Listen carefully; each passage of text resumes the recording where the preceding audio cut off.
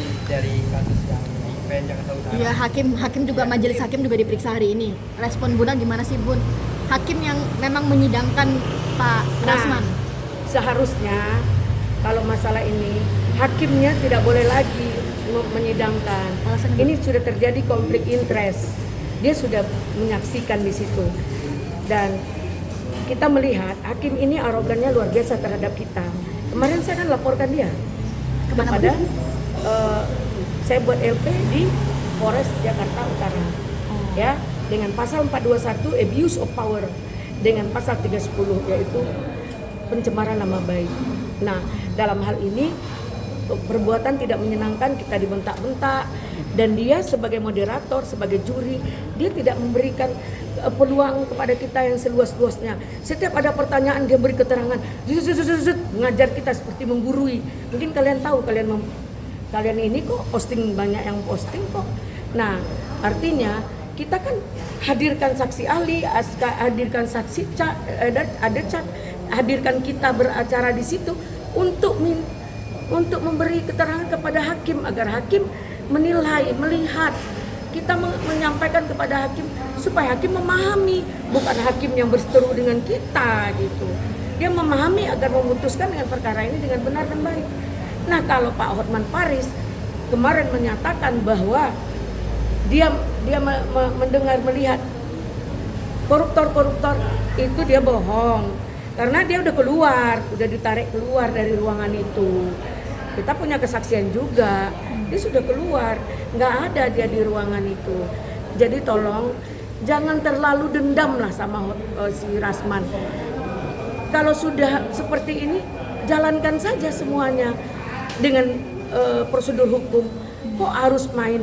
Kemarin ada keributan, 2 dari pengacara Hotman all out. Kenapa? Minggu yang lalu Ibu Sophia menyatakan sebagai ketua hakim bahwa temannya DE namanya menyatakan sudah pindah tugas lain. Oke. Minggu ini balik lagi tanpa ada keterangan. Saksi ahli kita dari PPA tidak membawa KTP asli, dibentak. Ada nggak? Ada. Di mana tinggal? Berarti itu tidak ada. Loh, bisa nggak dia nggak ngegas? Bisa nggak dia lebih soft? Lebih baik nggak bentak-bentak? Itu kan, dia kan orang intelektual. Dia orang yang berpengaruh dalam perkara ini. Kami sudah cukup sabar 20 kali persidangan, dibentak-bentak, dihardik-hardik. Dipikirnya kita ini bodoh banget gitu. Oke, dia lebih berkuasa. Dia yang mengatur semua. Dia adalah tuan rumah, kita adalah tamu. Kan kita diam.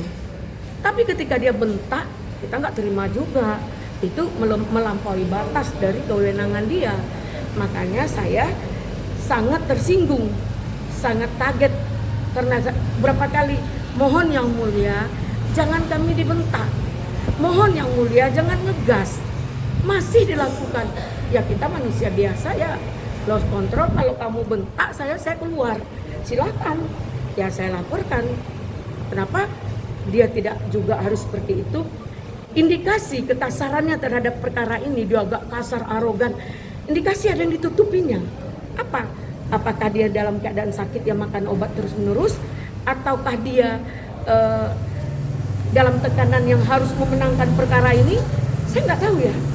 Seolah-olah tidak ada netral bagi kami. Kami rasakan, boleh dong, tidak memfitnah, tidak menuding, merasakan bahwa dia tidak netral. Ketika jaksa bertanya, dia senyum-senyum. Sebelum saya ada bertengkar sama beliau, dia berbisik sama jaksa, manis-manis. Saya bilang, kompak nih ya. Oh, kami ada perkara lain. Walaupun ada perkara lain, jangan di depan kami dong. Jangan di depan kami yang lagi bersidang, yang jadi dianggap sebagai lawan bagi dia. Sebenarnya kami butuh hakim loh. Apa yang kami lakukan, sidang, memberikan keterangan ahli, ada cap, itu demi menerangkan kepada beliau begini loh perkaranya ibu, agar ibu bisa mengadili dengan benar dan baik. Nah, kok jadinya seperti ini gitu. Oke Bun, mungkin dari kesiapan dari tim yang lain kan memang kan pada awalnya memang Pak Rasman yang terlapor ya.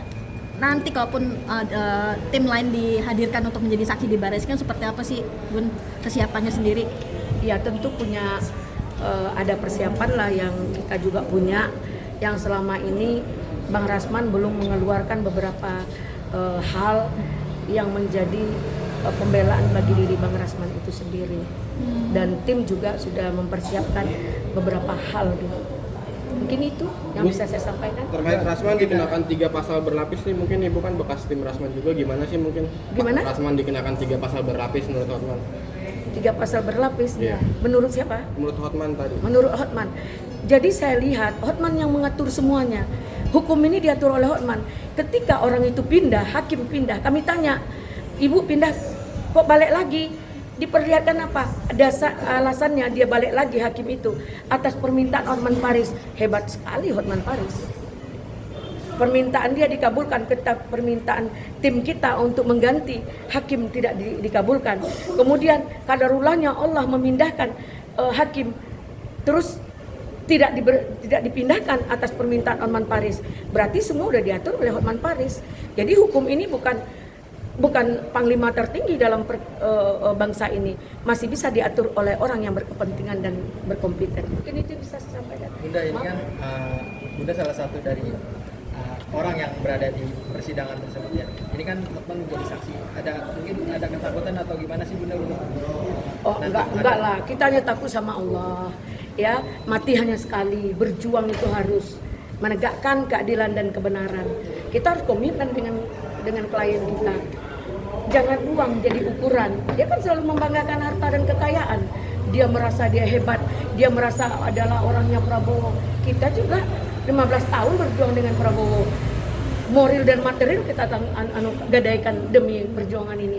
Tapi kita nggak jago dalam persoalan itu. Kita hanya menurut jalur yang ada. Mungkin itu. Terima kasih. Ini Maaf. Bun, ada pesan buat Hotman, Bang Hotman? Iya. Saya minta kepada Pak Hotman Paris, jangan terlalu dendam. Dendam akan membakar dirimu sendiri. Percaya itu, karena hukum Tuhan akan lebih bahaya daripada hukum yang kalian permainkan di dunia ini. Terima kasih.